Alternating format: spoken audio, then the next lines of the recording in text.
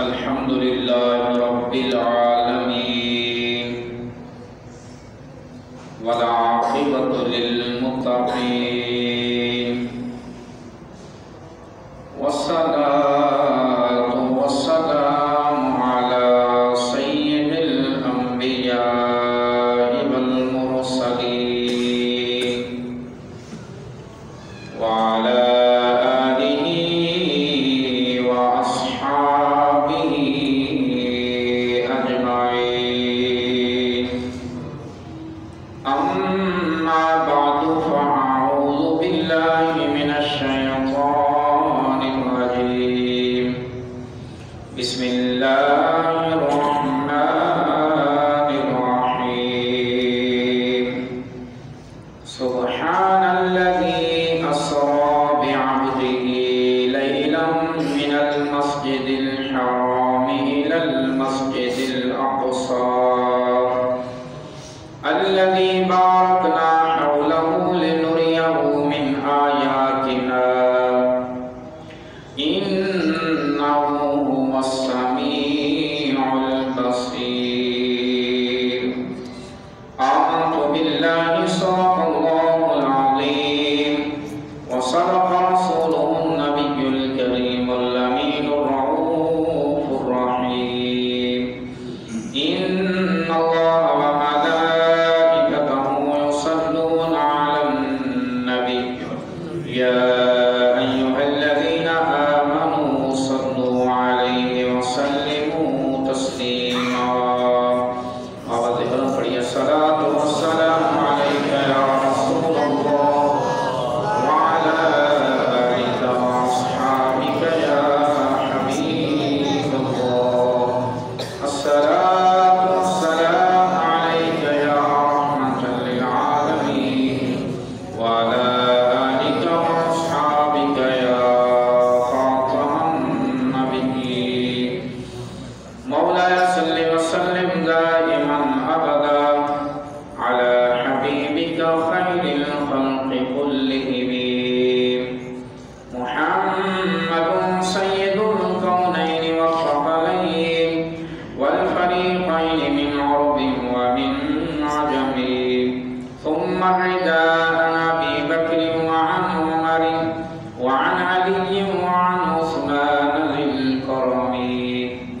يا رب بالمصطفى بلغ مقاصدنا واغفر لنا ما مضى يا واسع الكرم. بعد الحمد والصلاة احباب ذی وقار،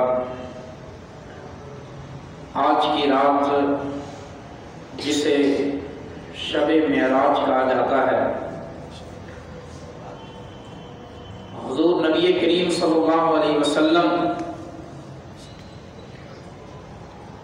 فرش کی بلندیوں سے اٹھ کر کے عرش کی بلندیوں تک پہنچے۔ یقیناً یہ حضور علیہ السلام کا ایسا عظیم معجزہ ہے کہ کائنات جتنی مرضی بلندیوں پہ چلی جائے مصطفیٰ کی بلندیوں کو کوئی نہیں پہنچ سکتا۔ لوگ تو چاند پہ جانے کا بھی دعویٰ کرتے ہیں اور مریخ پہ جانے کا بھی دعویٰ رکھتے ہیں، لیکن اللہ نے اپنے حبیب کو عرش اولیٰ کی بلندیوں پہ بلایا۔ بلکہ کچھ حدیثوں میں آتا ہے بخاری کے اندر، حضور علیہ السلام فرماتے ہیں کہ میں اس بلندی پہ پہنچا یہاں تک کہ قلم کے چلنے کی آواز کو بھی میں نے اپنی کانوں سے سنا۔ یعنی صریف اقلام کی بلندیوں پہ، عرش اولیٰ کی بلندیوں سے بھی اوپر۔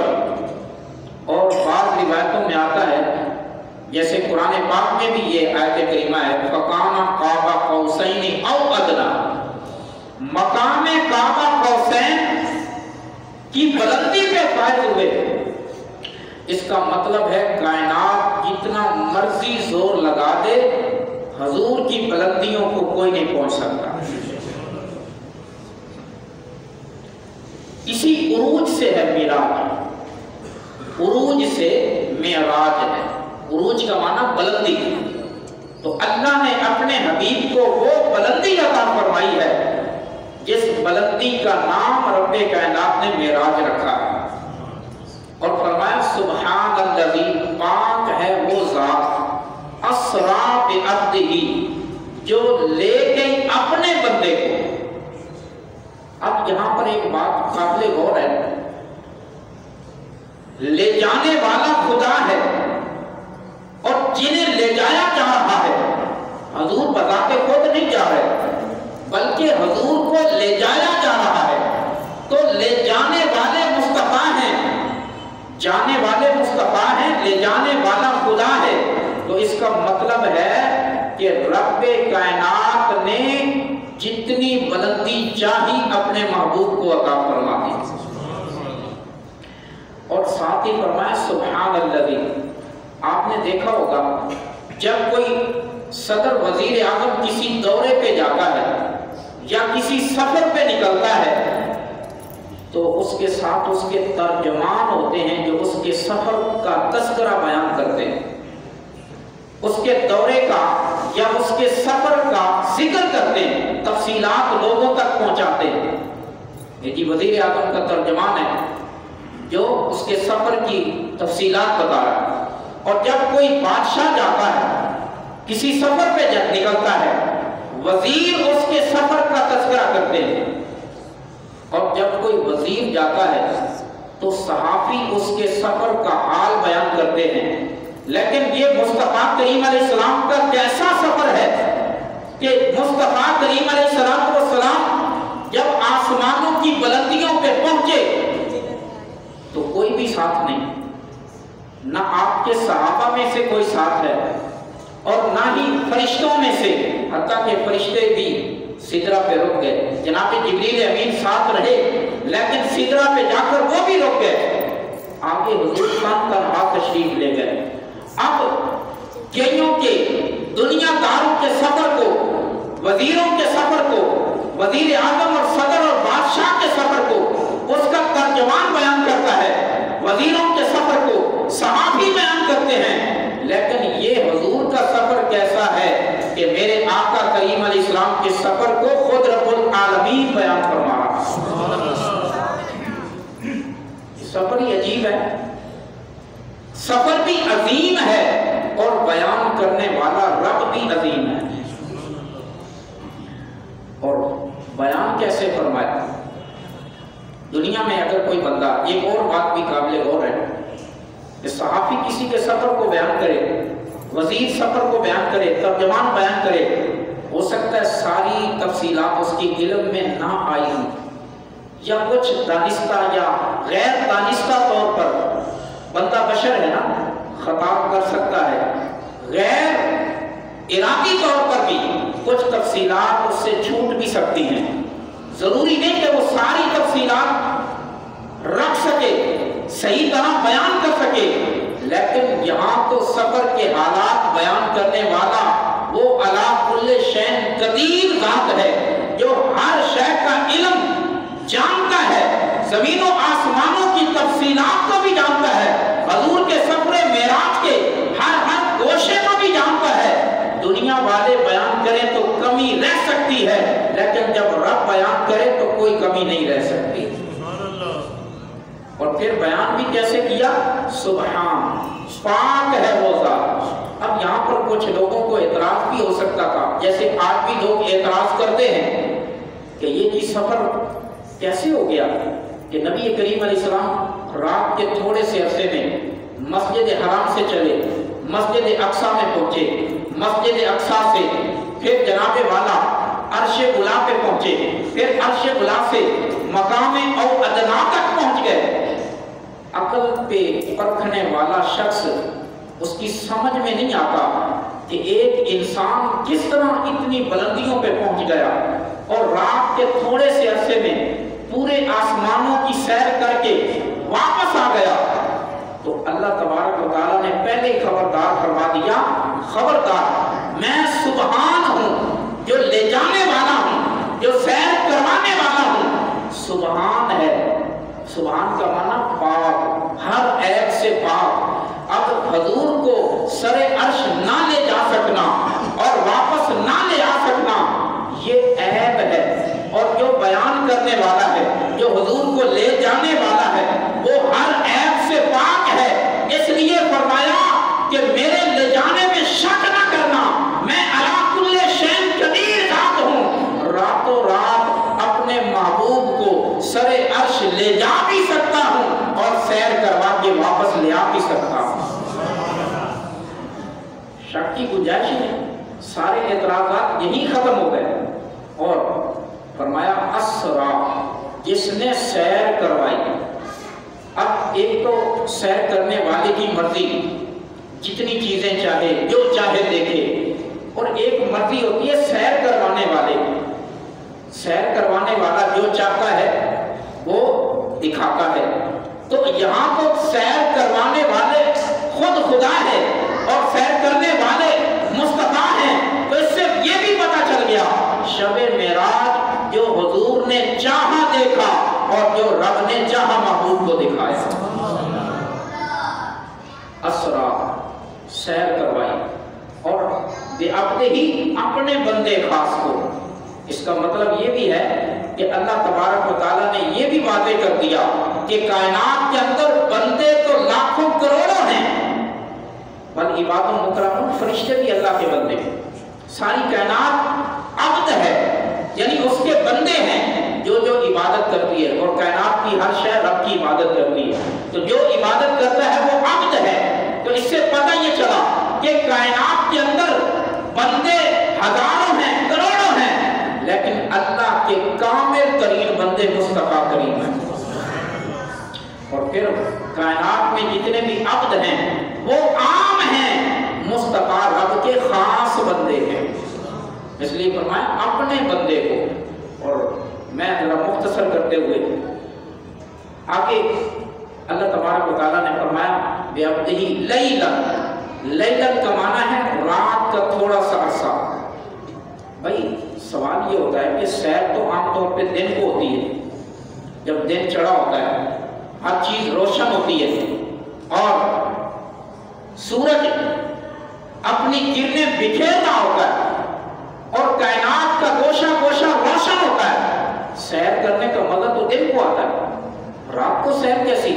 اور پھر رات بھی 14ویں کی رات نہیں کہ جس رات چاند پورے جوبن پہ ہوتا ہے اور اپنی روشنیاں بکھیر رہا ہوتا ہے، 14ویں کی رات کو بھی نہیں کروایا ہے تو پھر جا کے 27ویں کی رات کو، جس رات چاند کی روشنی بھی نہیں ہوتی۔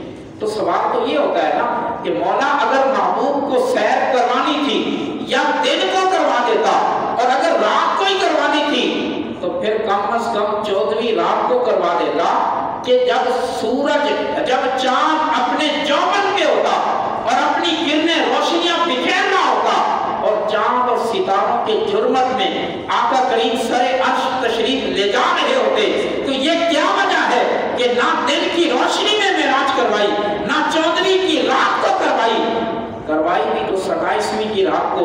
رب کائنات دنیا کو بتانا یہ چاہتا ہے، کائنات والو میرے محبوب سورج چاند کی روشنیوں کے محتاج نہیں، بلکہ کائنات کی روشنیاں نور مصطفیٰ کی محتاج ہیں۔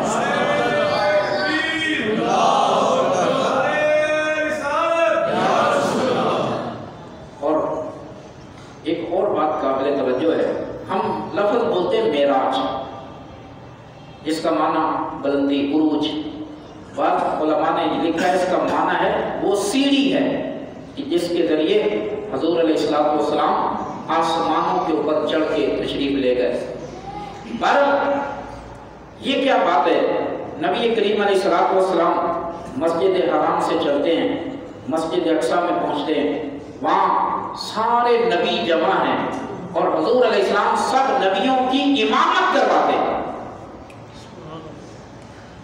یہ یاد رکھیں، بعض علماء نے یہ بھی لکھا ہے کہ کیونکہ انبیاء بشریت کے اعلیٰ درجے پر ہیں، کامل بشریت اگر کسی کی ہے تو وہ ان نبیوں میں، سب نبیوں کی بشریت کامل بشریت ہے، لیکن نبی کریم علیہ السلام ان کے بھی امام بنے، وہ بھی پیچھے رہ گئے اور حضور ان سے بھی آگے تشریف لے گئے کا مطلب یہ ہے، یہ حضور کی بشریت کی معراج ہے کہ سارے بشر پیچھے رہ گئے، حضور کی بشریت آگے چلی گئی، اور پھر آسمانوں پہ سارے نوری فرشتے پیچھے رہ گئے، حضور علیہ السلام سدرہ سے بھی آگے گزر گئے، سارے نوری پیچھے رہ گئے۔ یہ حضور کی نورانیت کی معراج ہے۔ اور عرش یہ وہ جگہ ہے جہاں دن رات ہر لمحہ اللہ کے انوار و تجلیات پڑھتے ہیں، اللہ کے انوار و تجلیات کی برسات ہوتی ہے عرش اعظم پہ۔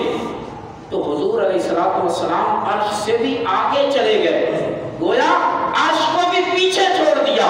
یہ حضور علیہ السلام کی حقیقت کی معراج ہے۔ اور اس کو میں یوں بھی بیان کرتا ہوں کہ جہاں سارے نبیوں کی بشریت کی انتہا ہوتی ہے، وہاں میرے آقا کے بشریت کے مقام کی ابتدا ہوتی ہے۔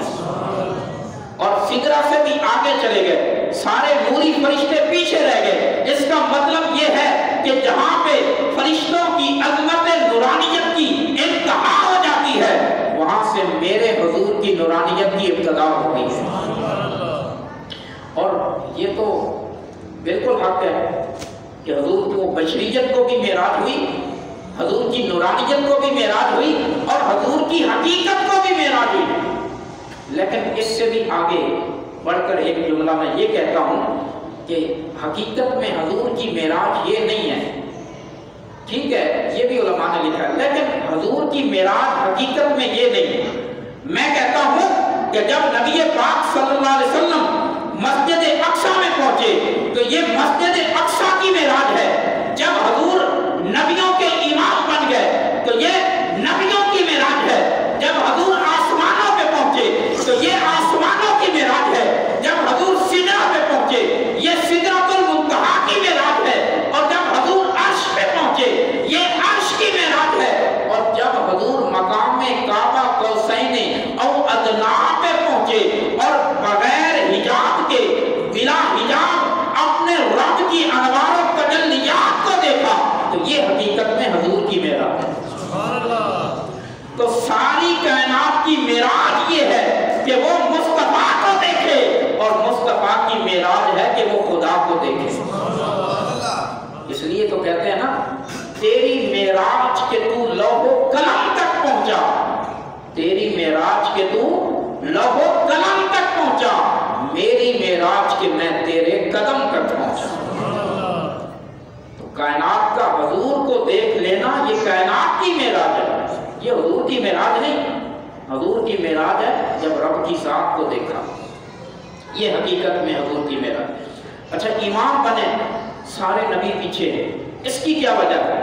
اس کی وجہ یہ ہے کہ جب اللہ تبارک و تعالیٰ نے ساری روحوں کو جمع فرمایا تھا اور ان سے وعدہ لیا تھا کہ جب تمہاری موجودگی میں، نبیوں سے خاص طور پہ یہ وعدہ لیا کہ جب تمہاری موجودگی میں میرا آخری نبی آ جائے، میرا محبوب پیغمبر آ جائے تو تم نے اپنی شریعت کو چھوڑ کے ان پہ ایمان بھی لانا اور ان کے دین میں شامل ہو کے ان کی مدد حمایت بھی کرنا۔ سارے نبی انتظار کرتے گئے۔ حضرت آدم علیہ السلام حضور کی زیارت کے انتظار میں دنیا سے چلے گئے، حضرت جناب نوح علیہ السلام حضور کے دیدار کے انتظار میں دنیا سے چلے گئے، اور حضرت ابراہیم علیہ السلام دیدار مصطفیٰ کا انتظار کرتے کرتے دنیا سے رخصت ہو گئے، اور حضرت موسیٰ علیہ السلام بھی حضور کے دیدار کی حسرت لے کے دنیا سے گئے، حتیٰ کہ حضرت عیسیٰ علیہ السلام بھی دیدار مصطفیٰ کی حسرت لے کے آسمانوں پہ اٹھا لیے گئے، لیکن وہ حسرت پوری نہیں ہوئی، کسی نبی کی حسرت پوری نہیں ہوئی۔ اللہ تبارک و تعالیٰ نے ان کی حسرت پوری کرنی تھی، رب کائنات نے سارے نبیوں کو مسجد اقصی میں جمع فرما دیا تاکہ جب حضور کی جلوہ گری ہو اور سب کی حسرت دیدار پوری ہو جائے۔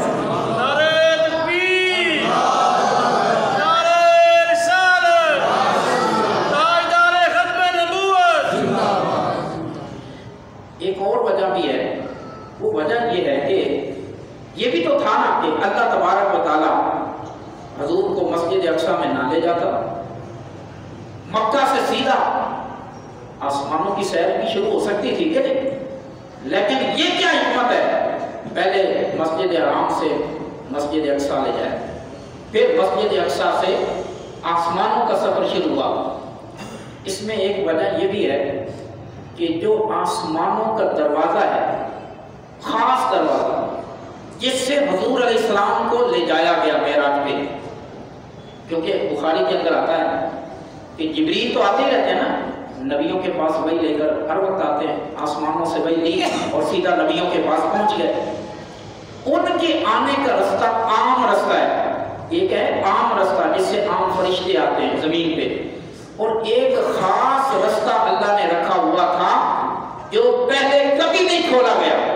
جب حضور علیہ السلام آسمانوں کے سفر پہ تشریف لے گئے تو حضرت جبریل امین نے اس خاص دروازے پہ دستک دی، آواز آئی، کون؟ عرض فرمایا جبریل۔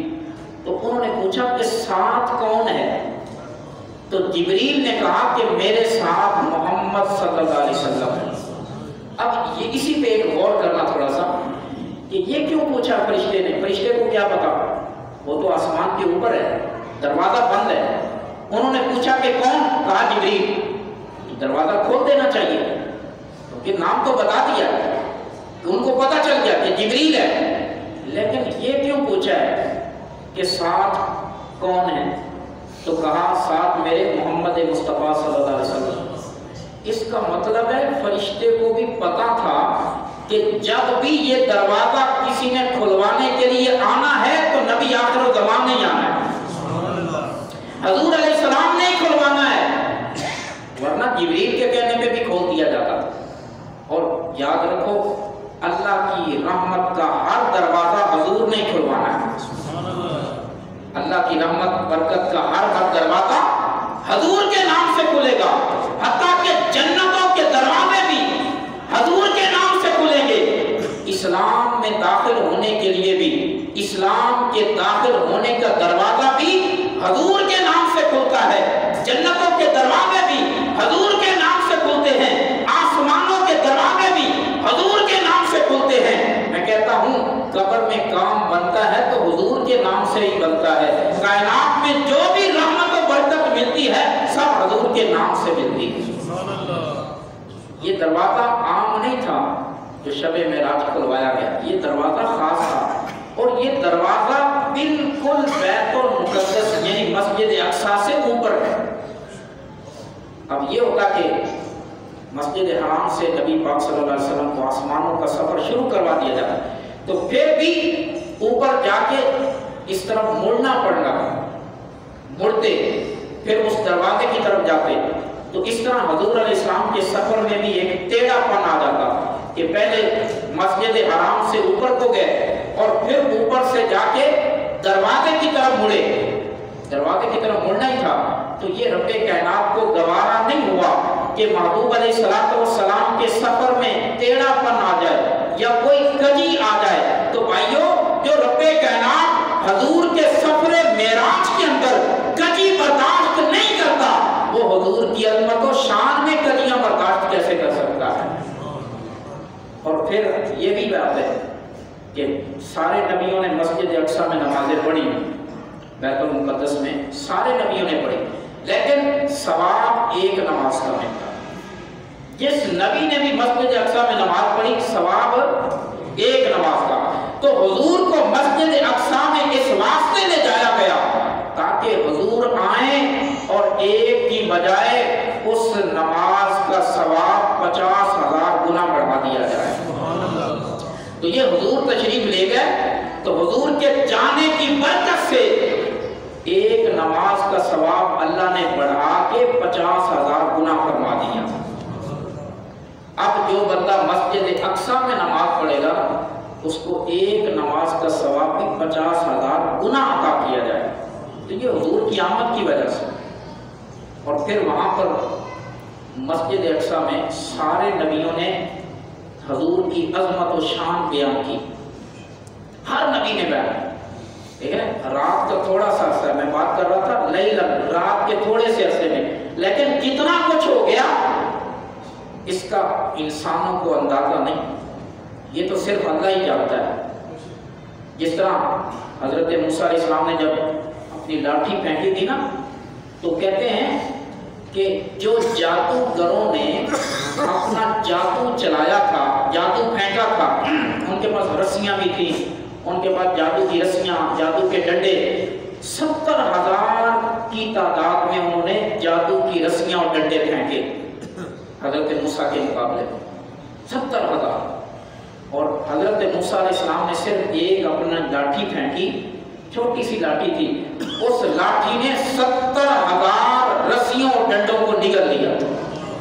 ایسے ہی ہے نا، اس نے وہ اژدہا بن گیا اور اس نے 70,000 جادو کی لاٹھیوں کو اور جادو کی رسیوں کو نگل لیا۔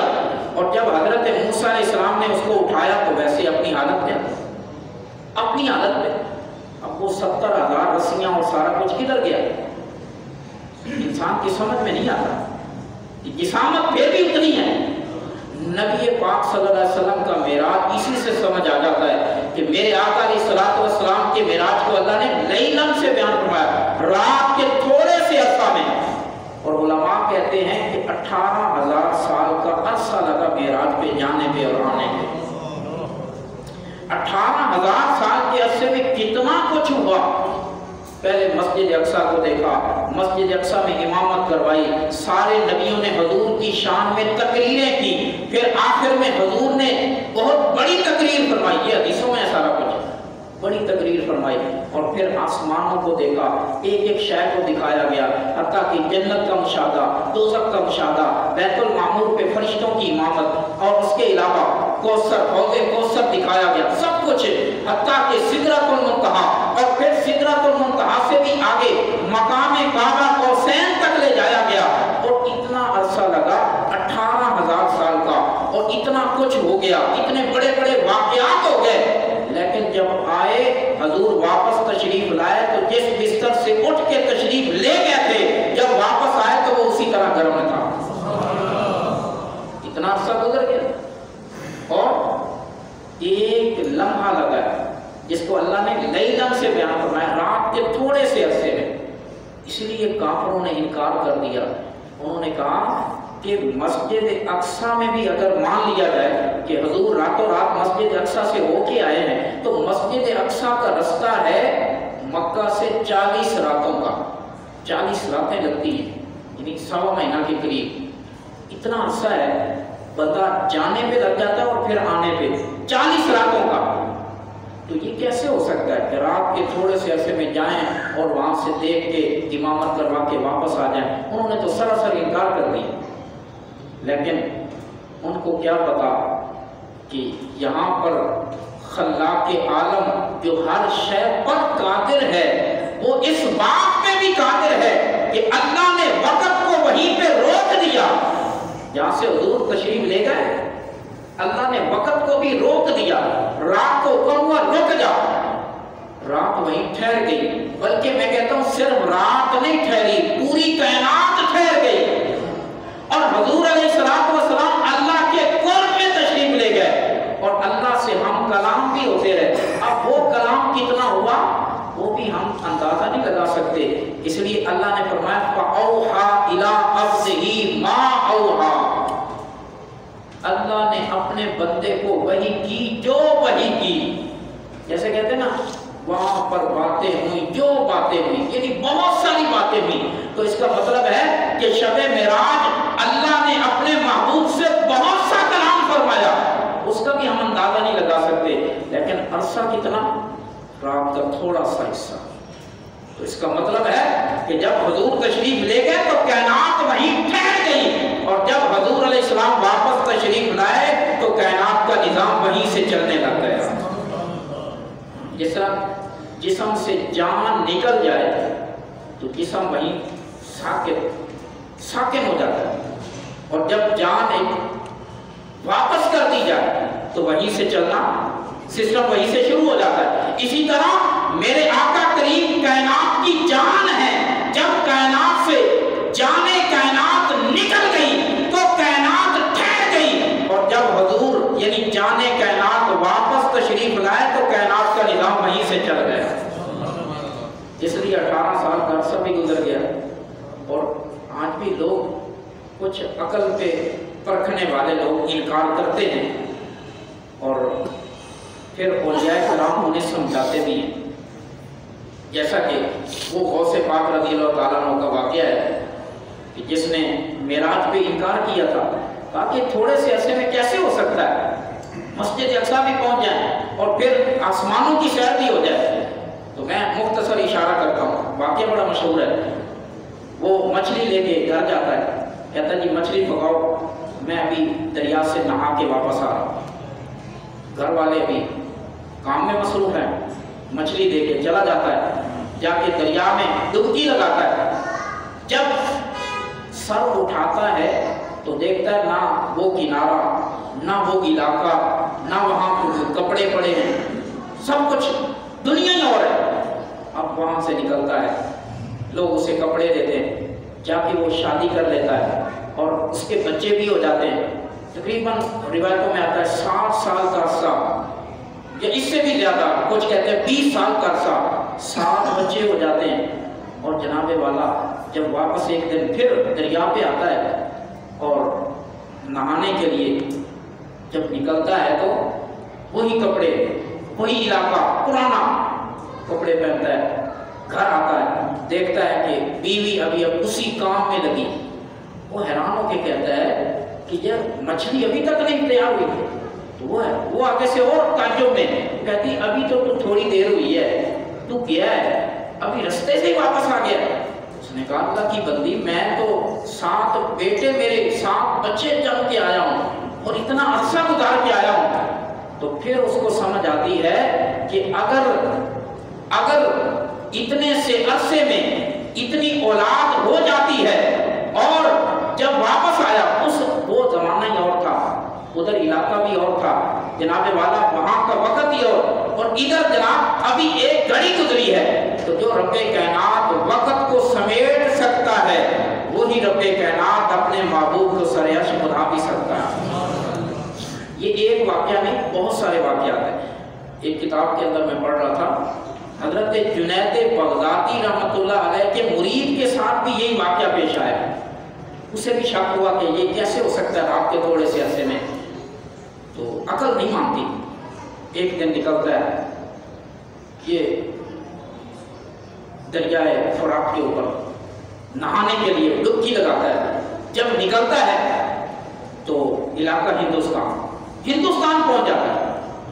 نہ وہاں کپڑے، نہ وہ علاقہ، بالکل جناب والا ماحول بھی تبدیل ہو جاتا ہے. اب یہاں پہ وہ آتا ہے اور اس کے 4 بچے ہوتے ہیں. 7 سال کا عرصہ گزرتا ہے. پھر ایک دن تالاب پہ نہانے کے لیے جاتا ہے. یہ جنید بغدادی کے مرید کی بات کر رہا ہوں. پھر ایک دن تالاب پہ نہانے کے لیے جاتا ہے اور جب سر اٹھاتا ہے تو وہی دریائے فرات، وہیں پہ وہی کپڑے. واپس گھر جاتا ہے، دیکھتا ہے کہ ابھی تو جہاں وہی کام ہو رہا ہے جو چھوڑ کے گیا تھا. اب اس کو سمجھ آتی ہے کہ جو رب کائنات یہ کام کرنے پہ قادر ہے وہ رب کائنات اپنے محبوب کو معراج کروانے پہ بھی قادر ہے. پھر حضرت جنید بغدادی کے پاس جاتا ہے اور سارا واقعہ بیان کرتا ہے. حضرت جنید فرماتے ہیں کہ جاؤ بچوں، لوگوں کو بھیجتے کہ جاؤ اس کے بچے بھی لے کے آؤ. اور وہ بچے ہندوستان سے وہاں اس کے پاس جاتے ہیں اور اپنے بچوں کو دیکھتا ہے. تو پھر اس کو سمجھ آتی ہے. حضرت جنید بغدادی اسے سمجھاتے ہیں کہ یہ اللہ کا تیرے اوپر فضل ہے کہ رب نے تیرے ایمان کو بچا لیا، ورنہ معراج کا انکار کر کے بندہ ایمان سے خارج ہو جائے گا. تو رب کائنات نے وقت کو بھی سمیٹا، کائنات کو بھی سمیٹ دیا، فاصلوں کو بھی سمیٹ دیا، اور رات کے تھوڑے سے عرصے میں میرے آقا سر عرش سے اور مقام او ادنا سے سیر کر کے واپس بھی تشریف لا چکے ہیں. اور کائنات کا نظام وہی ہے. تو عزیزان گرامی اس لیے فرمایا لیلاً، رات کے تھوڑے سے عرصے. تو وہ قادر ہے، علی کل شیء قدیر ہے. تو عزیزان گرامی بس آخری بات کر کے میں اجازت چاہوں گا کہ یہ معراج کا معجزہ جو بندہ اس کو عقل کے اوپر پرکھے گا، یقیناً وہ اپنے ایمان سے ہاتھ دھو بیٹھے گا۔ وہ معجزہ ہوتا ہی وہ ہے جو انسان کی عقل میں نہ آئے۔ اگر عقل میں آ جائے تو وہ معجزہ ہی ہے۔ وہ معجزہ کیا ہوا جو عقل میں آ جائے؟ اس واسطے یہ اللہ کی قدرت کا اظہار ہے۔ تو معراج بھی ان معجزات میں سے ایک معجزہ ہے۔ تو آخر میں یہ کہوں گا کہ رب کائنات نے اپنے حبیب کو قرب خاص میں بلایا اور اپنے دیدار سے نوازا۔ حالانکہ حضرت موسیٰ علیہ السلام صرف کلام کیا تھا اور رب کائنات نے صرف اپنی صفاتی تجلی کا عکس کوہ طور پہ پھینکا تھا۔ کوہ طور بھی ریزہ ریزہ ہو گیا، حضرت موسیٰ علیہ السلام بے ہوش ہو کے گر گئے۔ لیکن روح البیان کے اندر ایک بڑی زبردست بات آتی کہ حالانکہ موسیٰ علیہ السلام نے اللہ کے صفاتی تجلی کا عکس دیکھا تھا، تجلی کو نہیں دیکھا، تجلی کا عکس دیکھا ہے، اس کا پرتو دیکھا ہے، لیکن حضرت موسیٰ کی نگاہوں کا عالم یہ ہو گیا، بینائی اتنی تیز ہو گئی کہ کالی رات میں کالے پہاڑ کی چوٹی کے اوپر کالی کیڑی کے چلنے کے پاؤں کی جہاں کو بھی دیکھ لیتے۔ یہ حضرت موسیٰ کی بینائی کا عالم، صرف تجلی کا عکس دیکھا۔ جب حضرت موسیٰ کی نگاہوں کا یہ عالم ہے تو جنہوں نے اپنے محبوب حقیقی کو، پروردگار عالم کو بغیر پردوں کے دیکھا اور صفاتی تجلیات کو نہیں، اللہ کی ذاتی تجلیات کو دیکھا، تو بتائیے مصطفیٰ کی نگاہوں کا عالم کیا ہوگا؟